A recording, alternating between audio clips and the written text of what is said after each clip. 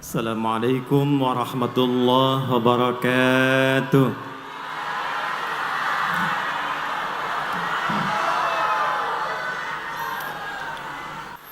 Waktu kita singkat dan padat, jadi izinkan saya yang pertama mengingatkan kembali.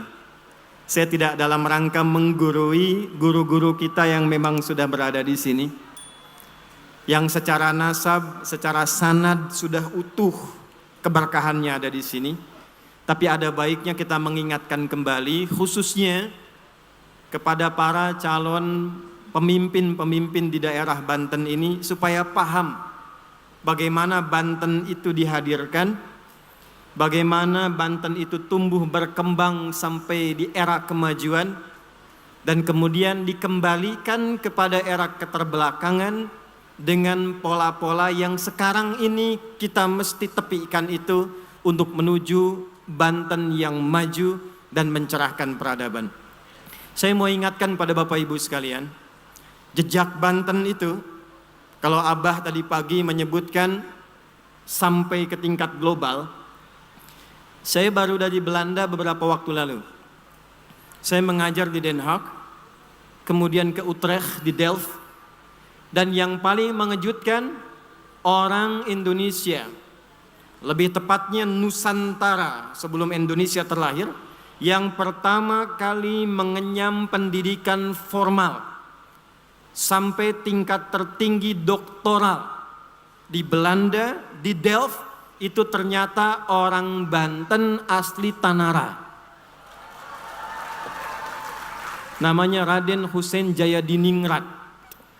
Ternyata orang pertama, pemikir pertama, orang hebat di tingkat global yang namanya bukan sekedar diukir. Itu ada relief dari kepalanya secara terhormat disejajarkan dengan tokoh-tokoh dunia, ternyata dari Banten. Koin pertama yang ditemukan di Inggris yang menunjukkan kemajuan interaksi ekonomi dengan pelabuhannya yang kuat, ternyata sumbernya dari Banten. Tapak-tapak ulama yang menyebar dan menjadi paku di NKRI sampai dengan saat ini, tapak utamanya itu ada di Banten. Oleh karena itu, yang pertama yang ingin saya bangun dulu secara historikal untuk mengingatkan kembali dan ingin memberikan pesan pada para pemimpin kita. Kalau damai, Pak Danrem, Banten ini insya Allah selalu jadi teladan.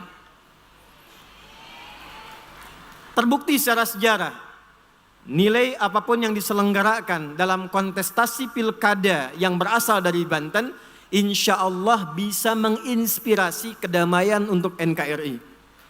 Ya, tapi yang kita butuhkan dalam deklarasi damai saat ini, bagaimana kedamaian itu mengantarkan pada kemajuan dan kesejahteraan. Karena damai di rumah tangga pun sakinah.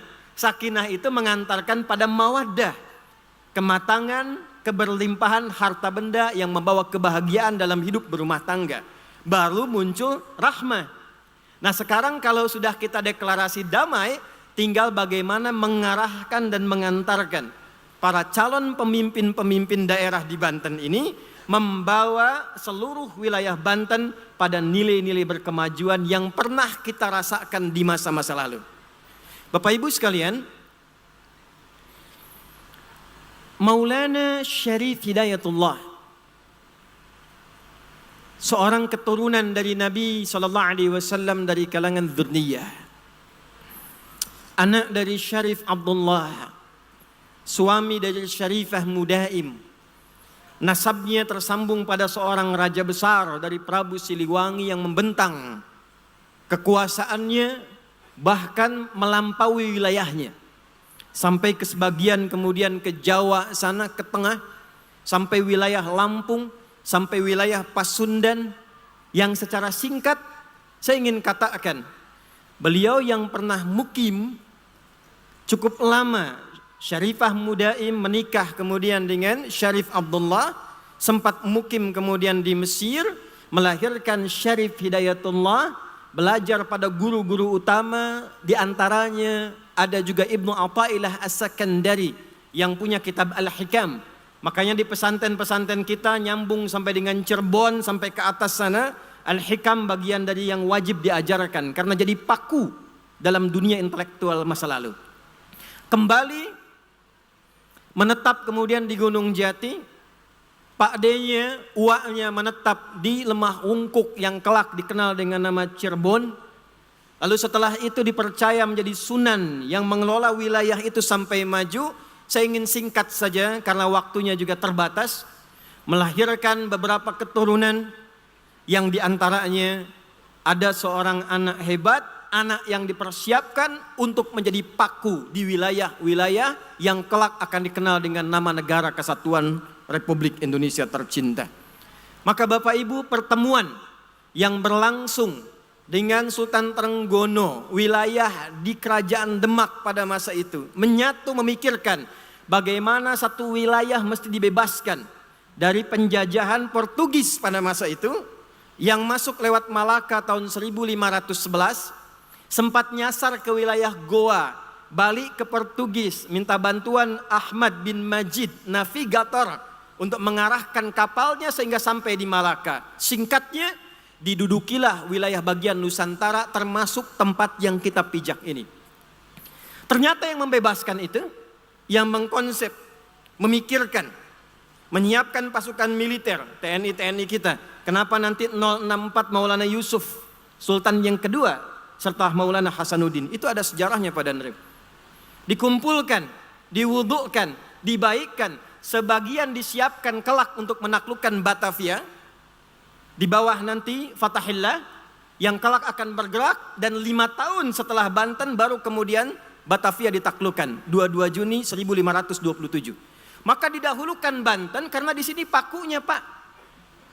Ini bapak-bapak, ibu-ibu yang sekarang akan jadi calon pemimpin ini, penting diingat sampai sekarang Banten itu termasuk paku bagi Negara Kesatuan Republik Indonesia. Asasnya di sini. Karena itu awal pembebasannya berangkat ke sini, yang membersamai siapa? Yang mendampingi siapa? Yang menyiapkan militernya siapa? Yang membersamai pemikirnya siapa? Yang pertama yang disiapkan adalah para ulamanya, para ajengannya, para kiainya. Ini yang pertama kali ingin saya sampaikan pada Anda calon-calon pemimpin daerah, ketika Anda dinobatkan sebagai calon sekarang dan terpilih kelak, maka hal pertama yang akan saya sampaikan, mohon dalam memimpin Banten jangan jauh-jauh dari ulama, kiai dan para ajengan. Saya tidak ingin mendengar ada satu pemimpin daerah Banten yang tidak kenal ulamanya, tidak kenal ajengannya. Karena sejarah Banten ini, jadi Banten yang pertama mendampingi itu ulamanya Pak, Bu. Yang pertama membersamainya itu ulamanya. Bahkan Maulana Hasanuddin disiapkan oleh ayahandanya, kesini datang bukan sekedar jadi pimpinannya, tapi spiritualnya, kepekaannya, kekuatannya. Walaupun beliau menjembatani 18 tahun memimpin Banten di awal 1552 sampai 1570. Tapi 4 tahun setelah itu sudah punya ibu kota. 1526 itu kita sudah punya Serang sebagai ibu kota. 4 tahun Anda bayangkan. Dengan keulamaannya, dengan kekuatannya, datang membangun, dalam 4 tahun bisa menata menjadi landscape untuk kepemimpinan berikutnya. 18 tahun diteruskan oleh Sultan Maulana Yusuf. Setelah itu diwarisi oleh Sultan Muhammad. Setelah itu Sultan Mahmud. Setelah itu Sultan Ahmad. Baru setelah itu Sultan Ageng Tirtayasa. Anda bayangkan, yang ke-6 ini mewarisi tapak-tapak kemajuan yang telah disiapkan oleh sultan-sultan sebelumnya. Nah, pelajaran besarnya apa? Ini kan ada yang akan purna di sini. Ibu Bupati selesai. Yang bupati yang lain selesai, yang gubernur juga selesai, akan digantikan oleh orang setelahnya. Saya mau katakan, dulu sultan yang satu sebelum selesai itu menyiapkan penggantinya, merumuskan legasinya agar pembangunan, kesejahteraan, perhatian terhadap rakyat, mitigasi wilayah disiapkan dan diteruskan oleh pengganti setelahnya. Maka saya mohon di kesempatan yang sekarang ini, yang akan purna bakti Bukan sekedar menyiapkan dengan perangkat-perangkat kepartaiannya agar yang meneruskan bisa terpilih, tapi juga menyiapkan konsep-konsep pembangunan bagi Banten yang mensejahterakan rakyat yang akan diteruskan oleh calon-calon pemimpin berikutnya. Kalau cerita sejarah udah banyak Pak Bu, tapi secara konseptual pertanyaan besarnya apa? Konsep yang Bapak Ibu wariskan setelah ini, legasi apa yang disiapkan untuk pemimpin berikutnya yang datang sehingga mereka bisa mengeksekusi dan menyempurnakan rencana-rencana pembangunan ke depan. Yang menarik begini Pak Ibu, Banten ini khas. Jadi selain penerus, itu ada pengkaderan. Kita kenal sekarang ada Tubagus ya, TB. Itu dulu gelarnya Pangeran Ratu. Itu disiapkan untuk dikader melanjutkan kepemimpinan ke depan. Di bawahnya ada Raden Mas yang kelak nanti disimpan di wilayah Jawa Timur sekarang. Wilayah Surabaya dan turunan-turunannya. Pesan konseptualnya begini, saya cepat saja ya. Kalau sejarah nanti terlampau lama. Sini ada Prof. Mukti juga, mana Prof. Mukti? Ya, mungkin sudah berjalan ya. Yang mau saya katakan begini, tidak cukup membangun Banten ini dengan transisi kepemimpinan. Dari wali kota ganti ke yang lain. Dari bupati ganti ke yang lain.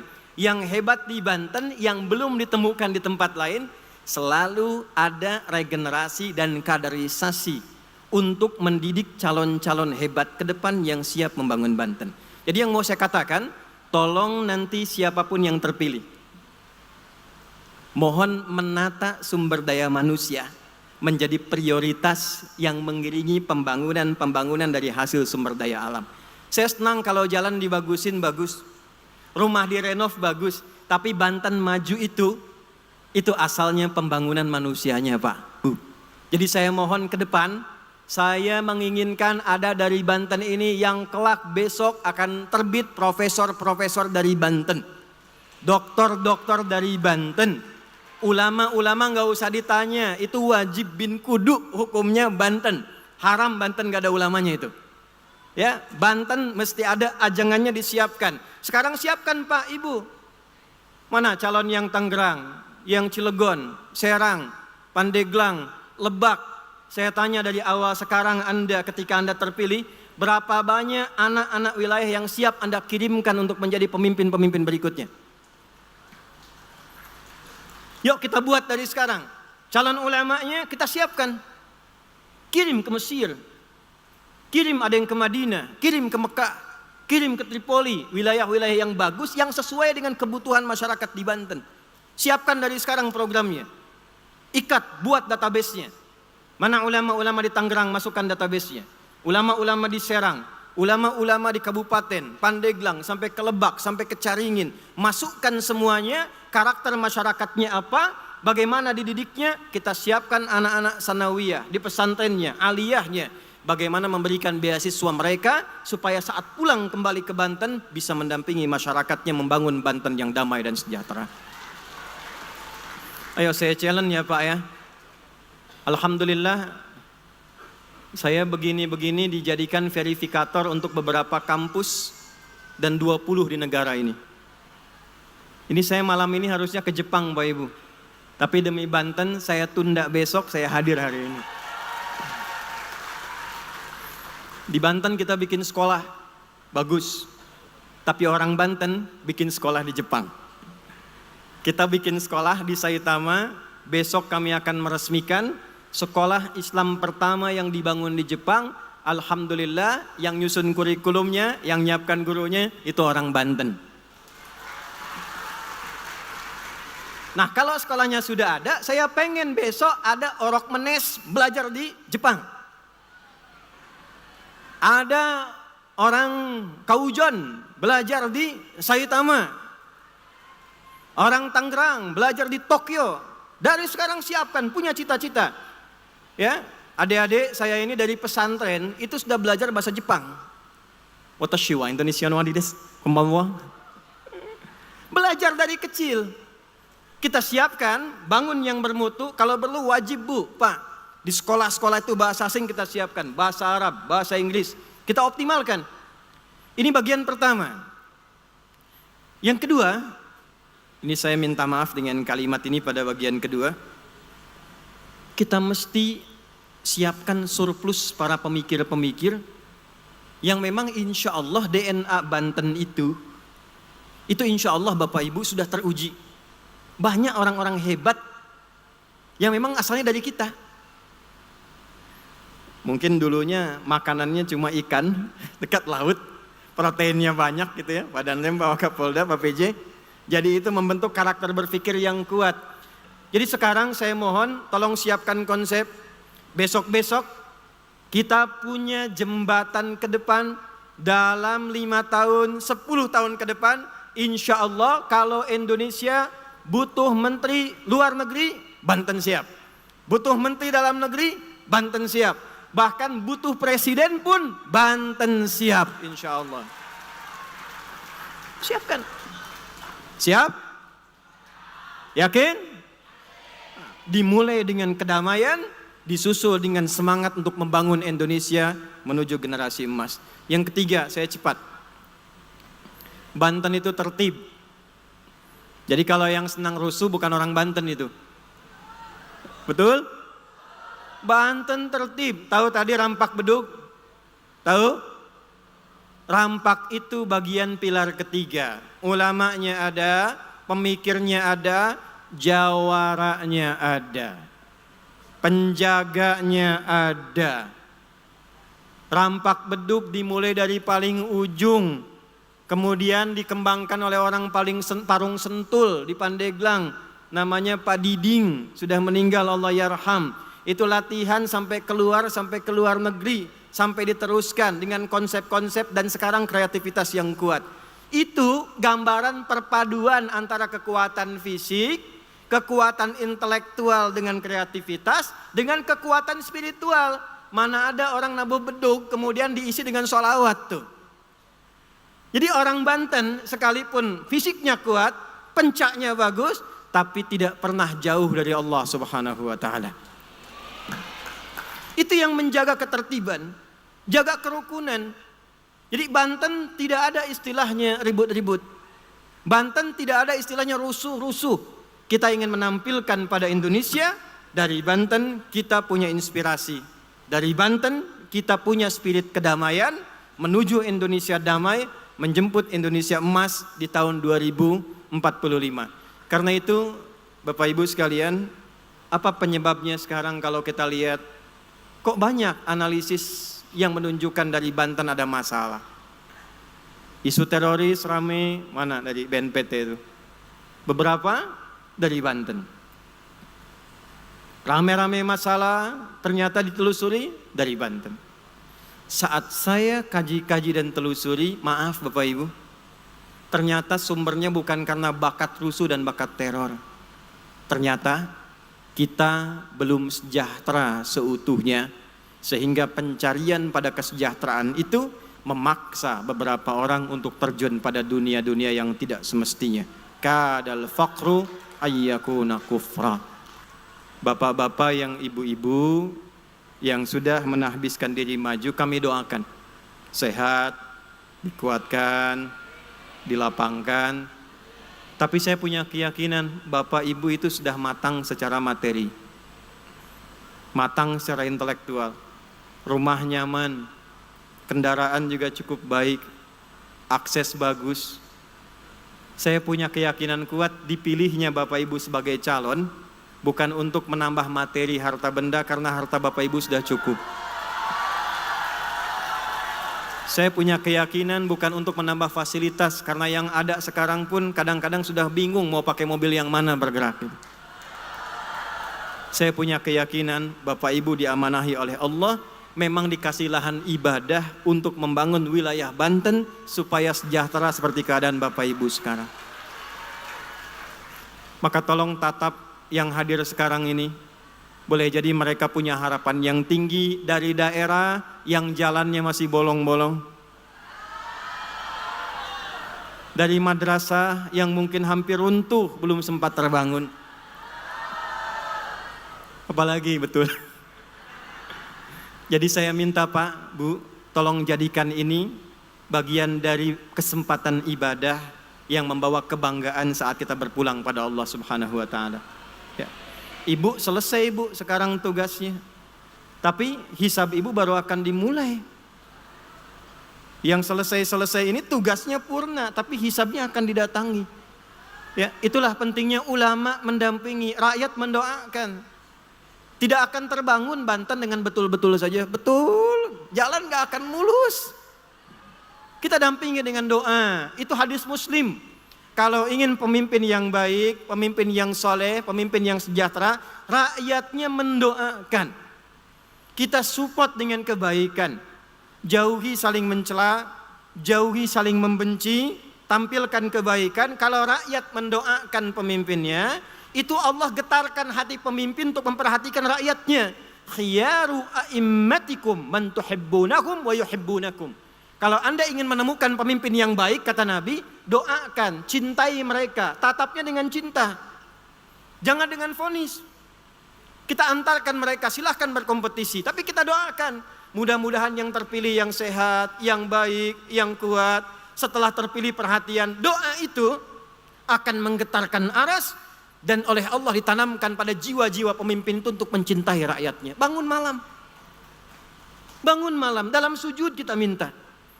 Yang ikhlas. Kita itu diciptakan untuk saling mencintai, bukan membenci. Merangkul, bukan untuk saling memukul. Apa yang menjadikan sekarang rame terpecah? 1816 Bapak Ibu. Dulu Banten satu. Semua saling mengisi.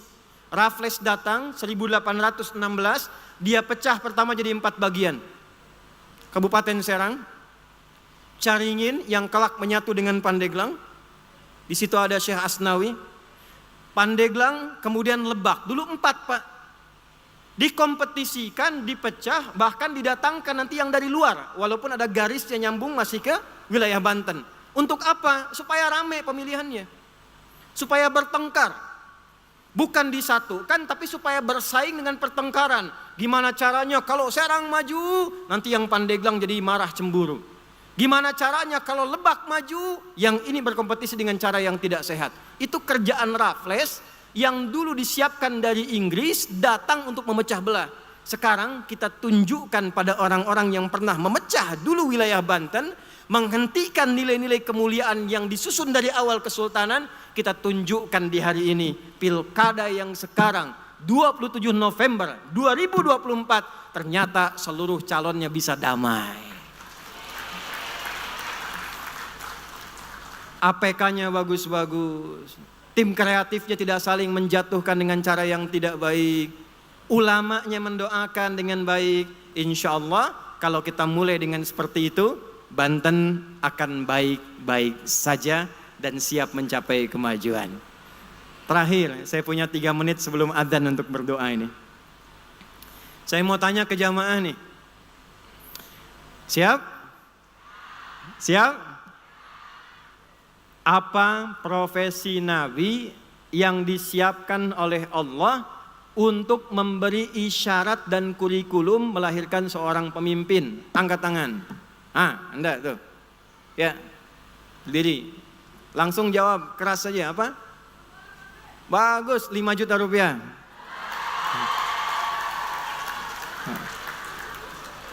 Baik. Ada yang mau ngasih hadiahnya 5 juta dari calon pilkada?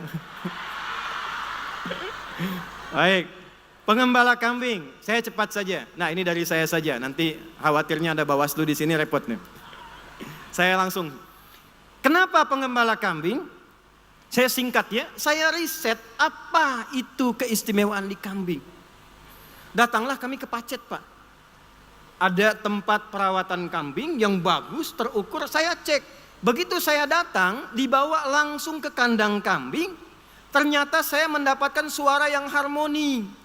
Kambing depan, mbe. Kambing tengah, mbe. Kambing ujung, mbe. Karena jarang saya bersentuhan dengan kambing, saya tanya, kenapa suaranya beda-beda? Maka teman kami, namanya Pak Haji Deni, menjelaskan kepada saya, ini kambing bersuara beda karena yang satu, dia tahu di depan kalau ada orang masuk itu pasti akan ngasih makanan. Maka khas ketika masuk, embikannya butuh makan. Yang kedua, Itu karena nggak tahu siapa yang datang, ada rasa takut, meningkat. Dia bersuara kencang karena ada kekhawatiran. Yang ketiga yang makin kencang, ternyata sakit. Saya baru paham pada masa itu kenapa semua nabi dan rasul yang pernah bertugas di bumi menggembala kambing. Nabi Musa menggembala kambing, Nabi Isa menggembala kambing, Nabi Muhammad menggembala kambing. Saya baru paham ternyata disiapkan merawat kambing supaya memahami perbedaan suara itu sehingga mengerti tentang rakyat yang akan dipimpinnya. Ternyata dari Pandeglang jalan belum rapi. Yang Serang sampai Ciomas ternyata bantuan belum sampai. Nyampe ke ujung wilayah Cilegon terus sampai ke Tangerang, ternyata madrasah yang dijanjikan sekolah nggak jadi-jadi. Maka setelah terpilih tolong berangkat Pak ke daerah-daerah, kenali kebutuhan masyarakat. Jangan sampai bikin program yang masyarakat tidak butuh. Ya, butuhnya ketahanan pangan yang dibangun jalan. Ya, butuhnya jalan yang disuplai sembako. Itulah pentingnya. Yang terakhir kita mengenal filosofi kambing. Dan kambing yang terakhir saya akan antarkan dengan doa. Saya ke Lasem, naik ke puncak gunung. Konon ada pengembala kambing yang baik dan soleh. Anak saya pengen rawat kambing. Begitu kemudian jadi, saya lihat, cepat saya tutup karena sudah masuk azan. Kambingnya ditutup dengan potongan botol minuman. Saya tidak sebut nama merek supaya tidak endorse. Ditutup, diam. Saya terpaku, saya tanya, niki kambingnya kenapa ditutup potongan minuman itu botol? Apakah sakit? Perhatikan kalimatnya. Saya sampai diam beberapa detik, saya menangis dan mengevaluasi diri. Kata orang itu, Gus, ini bukan sakit. Tapi kambing ini baru kami beli dari tempat penangkaran hewannya. Kami tutup pakai botol minuman sampai ke sini supaya di jalan dia tidak makan yang bukan haknya. Saya diam, saya menangis dan saya katakan, ya Allah, dia lebih layak untuk masuk ke dalam surgamu tanpa hisab. Karena apa yang kami sering ajarkan justru mereka yang praktekkan. Bu, Pak, calon-calon pemimpin, kalau kambing saja yang tidak punya akal, dia bisa dijaga mulutnya untuk memakan yang bukan haknya, maka saya yakin Anda adalah orang-orang terbaik yang dipilih oleh Allah untuk membangun Banten dan tidak akan pernah memakan yang bukan hak Anda yang dititipkan oleh Allah Subhanahu wa Ta'ala. Mari kita antarkan dengan doa. Mudah-mudahan dengan doa ini kita diberkahi oleh Allah Subhanahu wa Ta'ala dan bisa memberikan keberkahan pada pertemuan kita di siang menjelang sore hari ini. A'udzu billahi minasyaitonir rajim. Bismillahirrahmanirrahim. Alhamdulillahi rabbil alamin. Hamdan syakirin, hamdan na'imin, hamdan yuwafi ni'amahu wa yukafi'u mazidah. Ya Rabbana lakal hamdu wa lakal syukru kama yanbaghi li jalali wajhikal karim wa li 'azimi sultanik. Allahumma salli wa sallim barik ala habibikal karim rasulikal mustafa al-amin sayyidina Muhammadin wa ala alihi wa sahbihi ajma'in. Allahumma rabbana la tada'lana fi maqamina hadha dhanban illa ghafaratah. Ya Allah, bila ada pendosa, orang yang senang berbuat salah berkumpul di tempat ini, maka mohon ya Allah jangan biarkan dia meninggalkan tempat ini kecuali Engkau ampuni seluruh dosa-dosanya, Engkau gugurkan seluruh kesalahannya. Siapapun ia ya arhamar rahimin. Wala hamman illa farajtah, jika ada yang sedang gelisah di tempat ini, mohon jangan biarkan meninggalkan tempat ini kecuali Engkau telah tenangkan keadaan hatinya. Wala maridan illa syafaitah, jika ada yang sakit mohon sembuhkan. Wala asran illa yassartah, jika mohon ada yang sulit ya Allah mohon ringankan dan hilangkan seluruh kesulitannya. Allahumma ij'al bantanana ya Allah bantanan salaman mutmainnatan rakha'an wa anta taradaha. Ya Allah, mohon jadikan Banten yang kami cintai ini Banten kami yang damai, Banten kami yang berkah, Banten yang menuju kemajuan yang Engkau ridhai dan Engkau berkahi. Allahumma ahfadz ya Allah umara'ana wajhahum udala. Ya Allah, mohon jaga para pemimpin kami khususnya di Banten ini. Berikan mereka hidayah, berikan mereka taufik, balik yang telah purna ataupun yang akan menjadi pemimpin kelak ya Allah. Dekatkan mereka denganmu, sehatkan mereka ya Allah. Berikan jalan kebaikan untuk bersikap adil dalam putusan mereka yang meringankan hisab mereka di akhirat kelak. Allahumma ahfadz ulama'ana waj'alhum mukhlashina lakad-din. Ya Allah, jaga para kiai kami, para ajengan kami, ustadz kami, Ikhlaskan mereka dalam berdakwah ya Allah. Jauhkan dari perpecahan. Berikan mereka kekuatan untuk mengajar yang menyatukan dan mencerahkan. Allahumma ya Allah ijma'na fi kulli khair wahidna wa janibna minat tafruqah. Ya Allah satukan masyarakat Banten khususnya Indonesia pada umumnya dalam kebaikan. Jauhkan kami dari perpecahan. Jauhkan kami dari konflik yang memecah belah ya Allah. Berikan kami kemampuan untuk memajukan negeri ini pada apa yang Kau ridhai. Allahumma barik ulama'ana al-mutaqaddimin as-sabiqina alaina ya Allah. Wazid ya Allah fi kuburihim nura. Wazid fi kuburihim nura waj'al qabrahum rawdatan min riyadil jannah wa la taj'alhum khufratan min khufarin niran. Ya Allah berkahi para ulama pendahulu kami. Tambahkan cahaya di kubur mereka ya Allah. Jadikan kubur mereka sebagai gambaran surga Firdaus dan percikan kami dalam kemuliaan yang telah Engkau berikan pada para pendahulu kami. Rabbana atina fid dunya hasanah wa fil akhirati hasanatan wa qina adzabannar. Wa sallallahu ala sayyidina Muhammad wa ala alihi wa sahbihi ajma'in. Wa akhiru da'wana subhanakallahumma rabbana wa bihamdika nashhadu an la ilaha illa anta nastaghfiruka wa natubu ilaik. Walhamdulillahi rabbil alamin.